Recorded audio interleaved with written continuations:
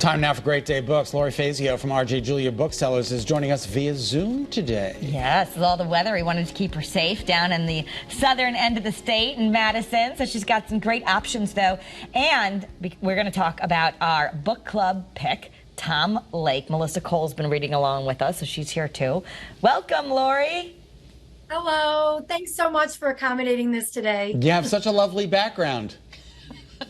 Oh, plain white.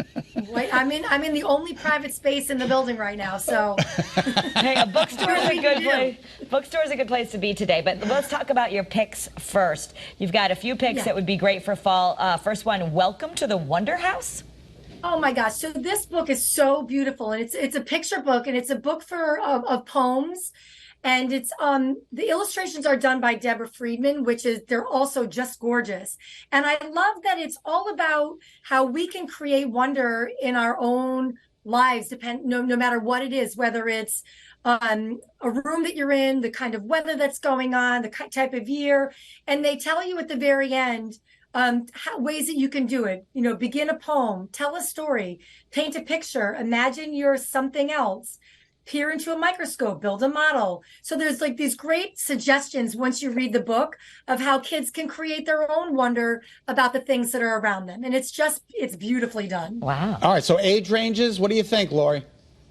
Well, it's picture books, so you can read it to a younger child, but I think even like 5, 6, and 7-year-olds would get, if they're reading this themselves, then get some inspiration from it. Okay, terrific. All right, School Trip by Jerry Craft. Yeah, so Jerry Craft wrote the Newbery Medal award-winning book called New Kid. This is a graphic novel, but it is fantastic because we always talk about graphic novels, how they're important to get kids reading and understanding and getting vocabulary and feeling compassion. New Kid was such a great book about that experience of being new in a school, but you really got a sense of being new anywhere, whether it was a club or at work. Or so even like older kids, could get a sense of, what it's like to be the new person. And this now, it's the same group of kids, the same school, and they go on a trip and they have to learn to navigate the area that they're in and what everybody likes to do and how do they get it all in by accommodating each other's wishes for what they want to do. So it's a pretty great lesson as well, but a lot of fun, some laughs, and this is for middle-aged kids. We loved The New Kid. That was a big hit in our house. My son loves graphic novels. So that's yes, a good one. mine too. Lori, we only have about a minute to get through the choices because we want to do the book club. All right, yep. So Study Break. This is for college kids, and this is short stories about finding your way in college. Some of the stories are like really fun. Some of the stories are realistic that you can relate to. It's great for college kids just getting their start. Oh, that's great. Shark Heart is something that I typically wouldn't have picked up, but Shark Heart is about a man who just gets married and he starts morphing into a shark. It's a love story, believe it or not. Give it a chance. It's such a beautiful book about like accepting each other. And then the last one was my favorite book of the entire summer, called The Rachel Incident. This takes place over in England and Ireland, and it's about coming of age, like learning to adult and relationships and job. And it's really funny. It's really touching. I absolutely love this book. All right, so there's my. All right, so we're reading Tom Lake. Melissa Cole joining us today. Thank you so much, Melissa. There are so many Emilys in the book. I don't know where to start. Emily's an important name. Yeah, well, that was a little confusing to me, too. Yeah.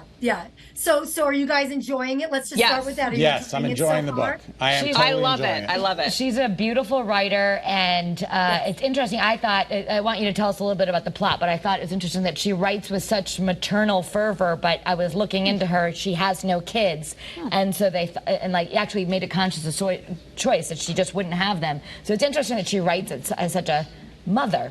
Her kids, she actually is part owner of a bookstore down in Nashville. And so her kids are her books. And not just the ones she writes, but the ones that are in her independent bookstore. So Ann Patchett, the way that I always describe her is that she is a very pretty, consistent writer. So if you've never read another book by her, after you read this one, go try her out, because you always get the sense of her writing as soon as you start reading her books. She doesn't need a lot of words to describe where the setting is or who the people are. She really gets it across very quickly, and she's so even-keeled Even though there's some twists and turns in her books, it's not like a sharp curve where you're like, oh, I didn't really see that coming and I'm floored. You're kind of like, oh, I should have seen that coming. So Tom Lake is actually, it's about this young woman, Laura, who's married and has 3 daughters. And she is telling the story to her kids, who are begging. They're all grown, young adults or young women, really. And they're begging for them to tell them the story again about her relationship that she had with a famous actor. So they want bits and pieces.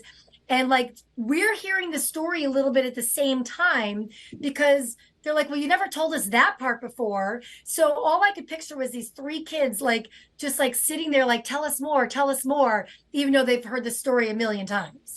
Right. Yeah, and it takes place with we bring the pandemic in, right? Yeah, that's a little bit later, may not be up to chapter 7. So the reason why they're all living together at this time is because, it actually takes place during the pandemic. So there are some references. Ah. But I love how it goes back and forth between, like, the past and the present. Yeah, me too. I like that. It keeps my interest.